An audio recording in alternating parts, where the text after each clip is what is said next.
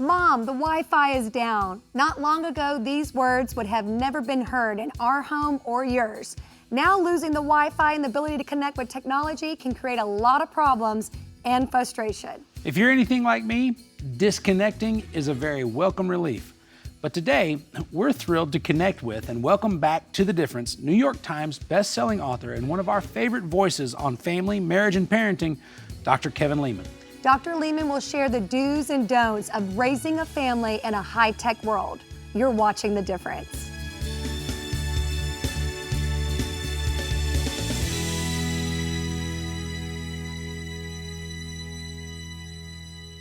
Welcome to The Difference. It is our honor to have on the set with us today our dear friend, Dr. Kevin Leman. Dr. Kevin, it's so good to see you again. Thank you for being here. Well, it's no secret. I love coming here. I love talking to you guys. We talk about life as it really is. Well, you know, life is as it is and life as it should be. Because so many people get in the struggle of, you know, balancing what they want and what they allow. And today we're talking about technology and how technology impacts family and how to kind of really be a traditional family in a high-speed modern world. How much screen time is too much screen time? Well, that's a great question, because there's research that goes back as far as 30 or 40 years that just basically says screen time is not good for children. We learned this during COVID, where kids were on the screen all the time with their schooling. And we see the drop in the learning from this point to this point. And it's universal across the board. Young men, young women, any socioeconomic level, everything got dumbed down. 53% of 11-year-olds, for example, have smartphones in the U.S. 11-year-olds. Yeah.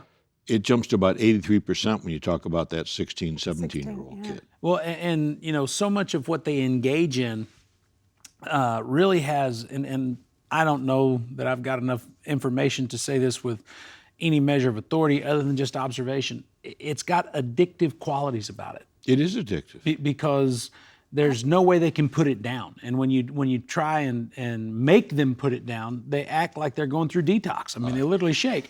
All right, two things. Stop at a red light, okay? Look at the person next to you, okay? The cell phone is out. They're looking at it. Did I get any messages? It's crazy. Go in a restaurant and watch two couples, okay? And they might have their phones up. Then they put them down because there's conversation going around. If it's just the couple, just two, chances are the cell phones are out. If it's a family of four, all cell phones are out. Cell phones. So I call this little sucker. You have yours. I love it. It's an object lesson. This is an illustration. The new Goliath. Mm-hmm. And this puppy's not going away. No. Yeah. So we got to deal with it one way or another. But the question I get asked all the time is, Dr. Leman, when is it appropriate to give that child a smartphone? Well, now they even have it at doctor's offices, well visits. You can have up to this much screen time from age 2 to 3, and you're sitting there going, age 2? I read those things, I laugh out loud, Kendal. Some of those people, they need to go back to school.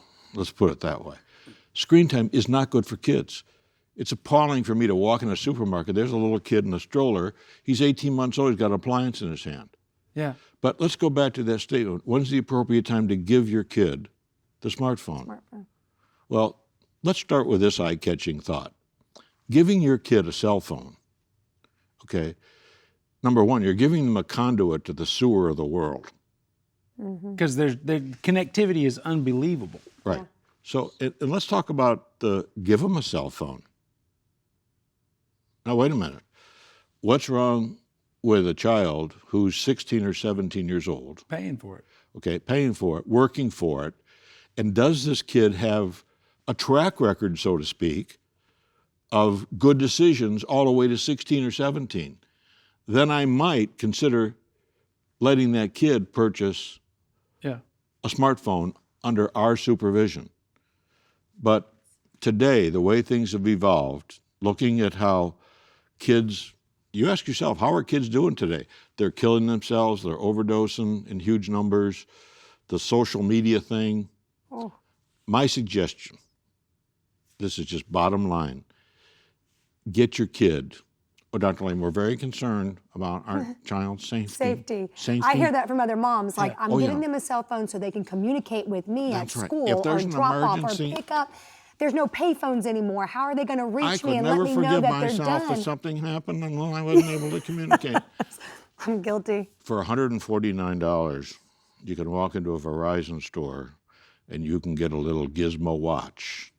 And it has 10 numbers on it that you can put in there that your kid can talk to. And the newest one has a little camera on it, because you know how kids love to do selfies. They're kids.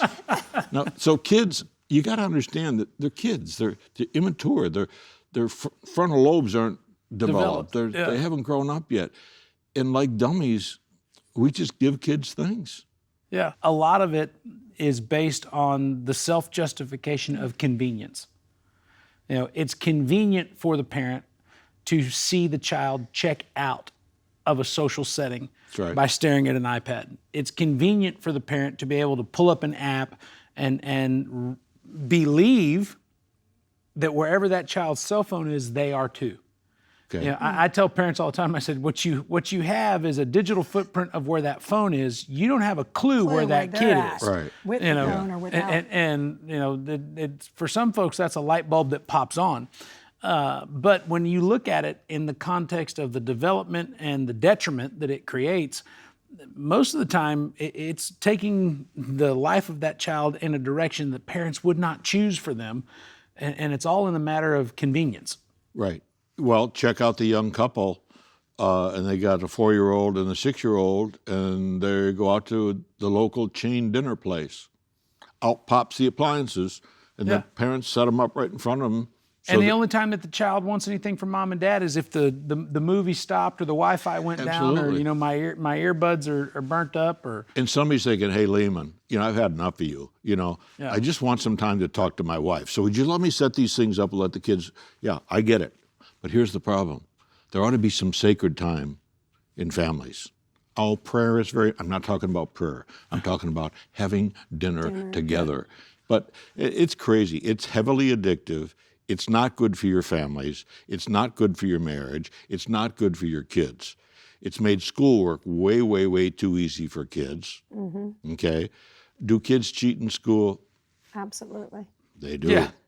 And so some of the old ways that we they did have since the things- beginning of time. Yeah. Oh, yeah. And they'll continue. Yeah. But why foster that? Why sponsor that? Parents, Why make it downloadable? you have an opportunity to leave an indelible imprint on your kids based upon who you are, what you believe in, your faith, all those things. You want those values and virtues imprinted on your kids, then you have to be able to communicate and talk with your kids without asking questions. When we come back, we're going to talk about the ill effects of social media and how it can distort your child's perception of self. This is an important topic that maybe you should be aware of because it could be affecting your home and you don't even know it. You're watching The Difference with Dr. Kevin Leman.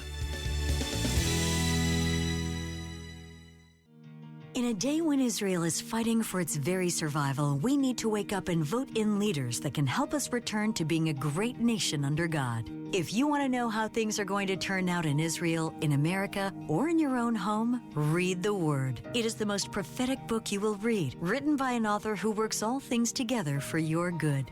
For your gift of any amount, we want to send you the Bible-packed resource, Why Christians Should Support Israel, and a vial of anointing oil you can use in prayer. For your generous gift of $200 or more, we will send you an entire bundle of Israel-related gifts that include an authentic Jerusalem shofar made in Israel, a Jerusalem stone tile and stand with the Jewish prayer, the Shema, a beautiful home blessing artwork in Hebrew, and the 65th commemorative ornament. To claim these precious resources, call the number on your screen or visit jhm.org/defendisrael. Welcome back to The Difference with Dr. Kevin Leman. We're talking about social media and the effects that it has on our children. And I know as a mother of 4 with 2 girls and 2 boys, 3 of them have social media, that it affects my oldest daughter I believe, more than my son's because of her self-image and how she looks at social media and the comparison. How have you seen that with social media and teens? Well, I think it's really important for parents to ask themselves this question. How do you want your kid to see themselves, their worth?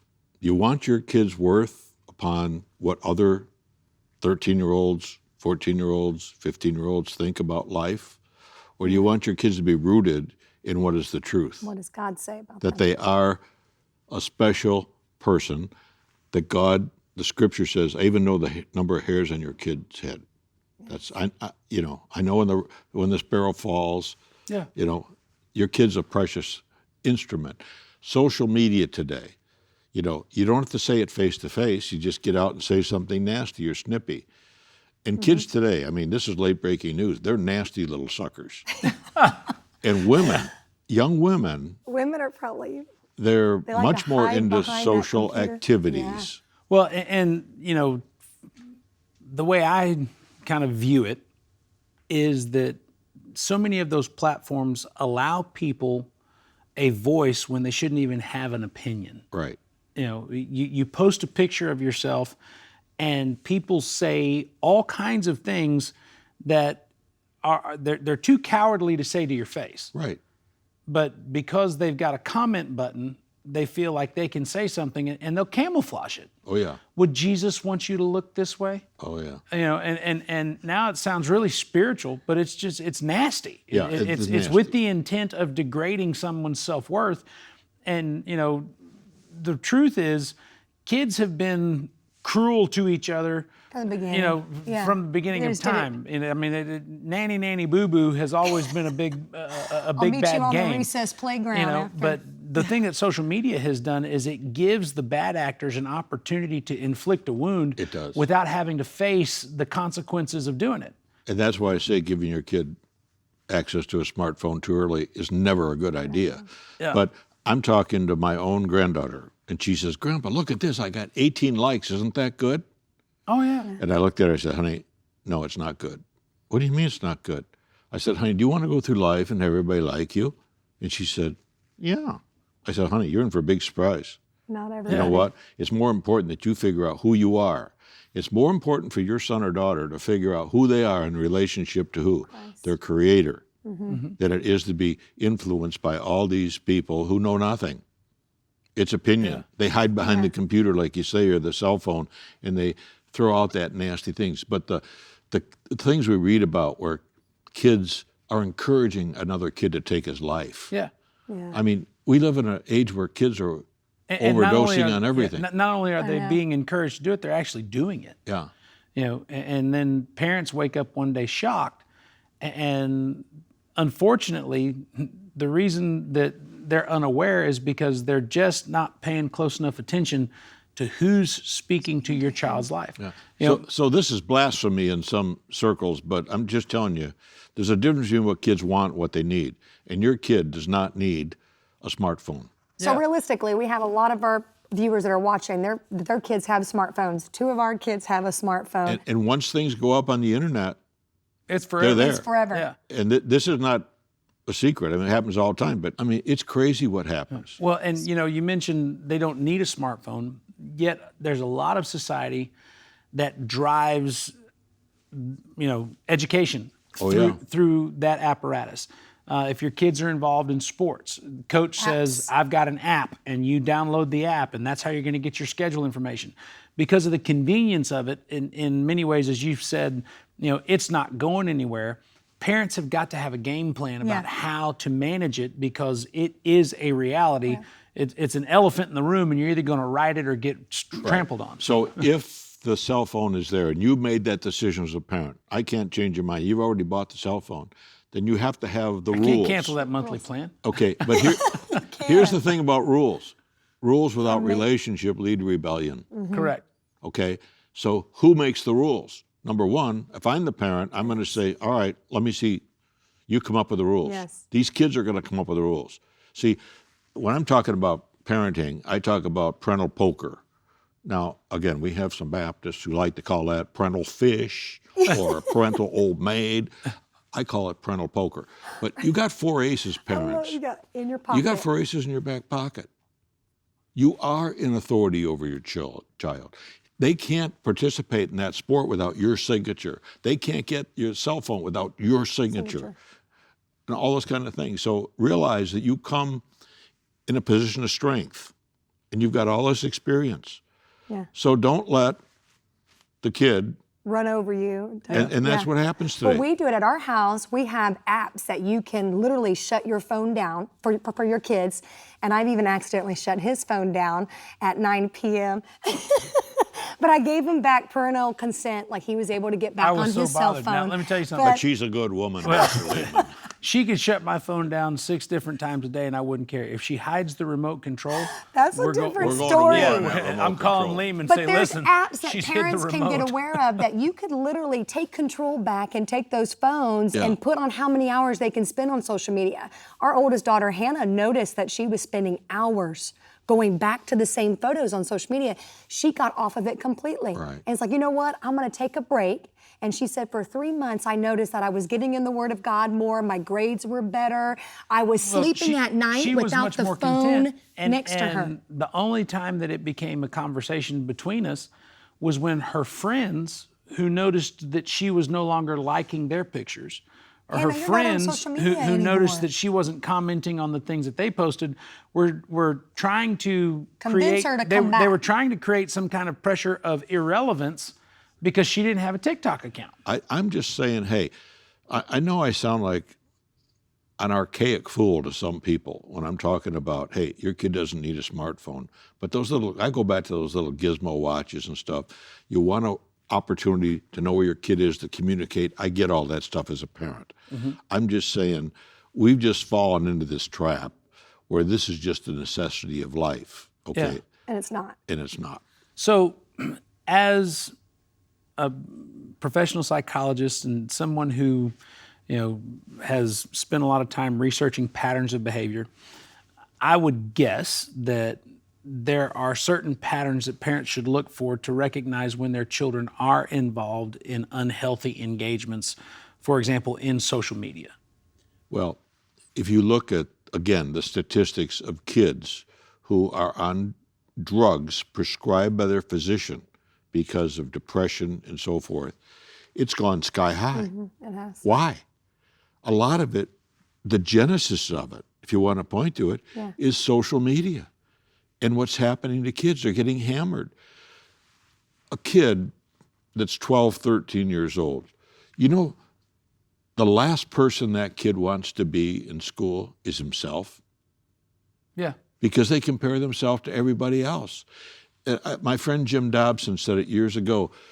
A kid's moving along in life, all of a sudden, he hits age 11, 12, 13. He called it the canyon of inferiority. And I love that term because it's like this kid sailing along, all of a sudden, Drop down. he drops off the cliff. Yeah. Well, something's happening. It's called adolescence, okay?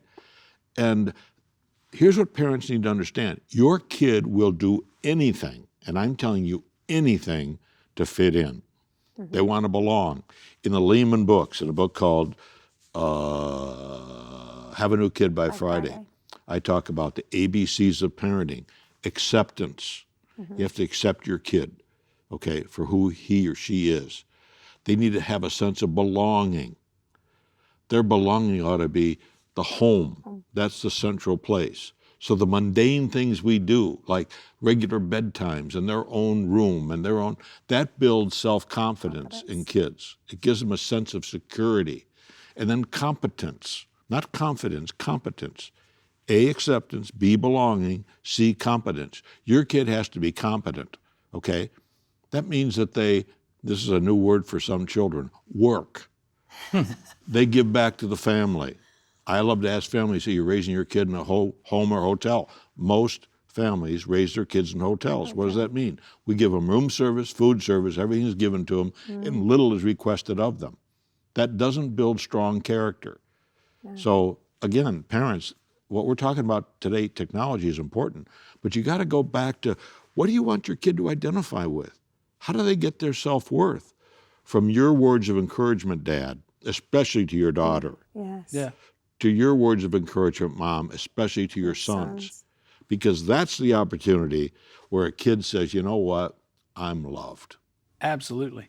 When we come back, we're going to talk about creating a game plan for being a traditional family in a high-tech world. I assure you, it's not as difficult as you think, and the blessings can be something that'll benefit you for years to come. You're watching The Difference. Don't go away. We'll be right back. In a world where connectivity is the heartbeat of change, there's a powerful force that unites us all: partnership. It's more than just a collaboration.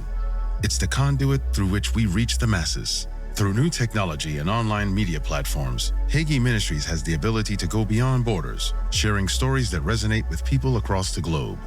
Every click, every share, every connection, they all ripple across the vast expanse of the digital landscape, carrying with them the teachings that can transform lives. By becoming a legacy partner, you're not just joining a cause, you're becoming part of a living word. It's a commitment to a shared journey of faith and understanding, fueled by the belief that together, we can make a lasting impact.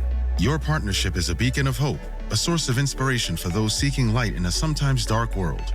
Call the number on the screen or go to jhm.org/partner.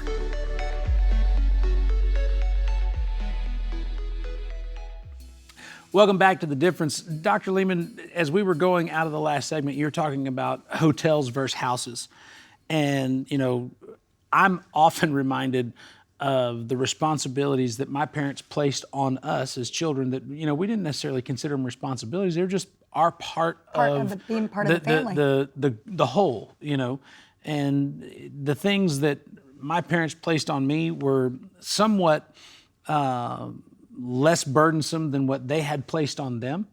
And now you kind of look at you know, 3 generations later, you know, where's the balance to where you look and say a child not only can do this, but they should do this, because we're getting to a point where, you know, kids don't have to do any measure of work until they get out of college. Yeah. And then after a 4-year degree that mom and dad paid for, and a lifetime of A's and accolades and medals and ribbons and awards, somebody looks at them and says, congratulations, you've graduated college, now go get a job. Right. That's the hard part. Oh, and that's the most terrifying thing that they could ever hear in their whole life. Right. You know, when do you look at a child and say, it's healthy for you to start doing something productive so that you will feel the reward of achievement? I think it starts early in life with early training, and I'm talking about age 3. I'm talking about a kid age 3 can learn to take the dishes out of the dish dryer and help and do little things and be in their own room. Again, start that independence early in life. Kids need to give back to the family, okay? And as they do, they become a part of the family. And then you talk about putting together a plan years later, and you bit the cell phone thing, and you got it, it's there. Now we're going to have a little team meeting here. But you also have to understand there's 2 key elements every kid needs. Vitamin E, which is encouragement, not praise, encouragement, and also vitamin N, which is no. So you don't give up boundaries. your authority. You have the right to say, no, that's not going to happen. Correct. Okay? And I always told my kids, listen, I'll take the hit on why you can't go there. Just tell the kids your dad won't let you go. Your mom won't let you go. We'll take the hit. It helps you in the save a little face in the peer group. You know what I'm saying? You get to be the victim and we get to be the vicious. That's right. Yeah. Make it easy on yourselves. But the point is we give kids an opportunity to give back, they're building confidence in themselves that they can do things. Correct. Okay? Yeah. I'm a somebody. I go back to acceptance, belonging, competence. I'm a competent person. But we have kids who graduate from 4-year schools. Parents spend all kinds of money to educate them, or worse than that, they take out educational loans to make it happen. And then they move home and they don't have no skills. Well, and you know, when you talk about skills and technology, you're talking about children participating and putting back in the family. I think, and I even heard you mention this, how your kids can probably do more with technology to help you pay your bills, to streamline and become a more efficient household. So there are ways where you can actually use technology to say to your son or your daughter, hey, you get online and you pay the utility bill so that you know what it costs every time you leave the light on. Exactly. And for us old folks, I mean, I love the cell phone. If I could find it. Hey, Siri, what day is it? Yeah. And what month is it? Yeah. I mean, and when's my birthday? Yeah, I mean, I like the convenience of a cell phone. And I was telling you, Break, I've written chapters of books on my cell phone, just dictating them back and forth to my editor who lives up in Chicago. Correct. So, well, you know, every piece of technology has a good and a bad element to it. It increases your efficiency. I mean, I remember my grandfather writing and typing his messages on a typewriter. And you know, I mean, the amount of whiteout and typewriter ribbon that he went through to get a message out was absurd. When a word processor came out, my dad thought he'd walked into heaven. Oh, yeah. You know, now, as you mentioned, you can turn on a microphone on your computer and dictate, and it will type for you. Yeah. And you know, there's even technology beyond that where, you know, they call it artificial intelligence. You can say to your computer, write me a paper about this subject, and it will start to pull resources from all over the globe and put the content together. The problem is none of that's yours. I got to, Matt, I got to confess something. I've said some inappropriate things to Siri. Uh-oh, yes, we did. Are y'all on speaking terms still? I've called her some names. You know what she says? That's not nice. That's not nice. She told me that yesterday, too. I don't talk to Siri. My wife refuses to allow me to engage with women outside of supervision. There you go. All right. So balance is the key with our kids. If we can like monitor it, if we have them charge their phones outside of the room, if we're looking at their material, as long as we're balanced and healthy boundaries, it's... So my message to parents is really simple. You know, you do have those 4 aces in your back pocket. You know, you are obligated to be in authority over your children, not authoritarians, and not permissive. And again, most families tend to be permissive today as opposed to authoritarian. But keep in mind that either one spurs rebellion in your kid's heart. Correct. If you're in a healthy authority, and Almighty God is the supreme authority, His scripture says every knee shall bow. So we're not talking about a mamby-pamby God here. Yeah. We're talking about a decisive, my word is this, my yes is yes, my no is no. And that parent who can stay balanced in the middle of those two polarizations is going to be a good parent for those kids to grow up. Absolutely. We want you to have the benefit of experiencing that balance in your home, not to isolate or withdraw from a modern world, but to realize that there are more important things than being high tech. And one of those is being connected to the people that God put in your life, the precious children that He gave you, and the family that's sitting around your dinner table. Kendal and I want to thank you for being a part of this program. If you'd like to find out more information about Dr. Kevin Leman and his works, I encourage you to find his works online at thebirthorderguy.com or find out more information by following his podcast. God bless you and thank you for watching The Difference.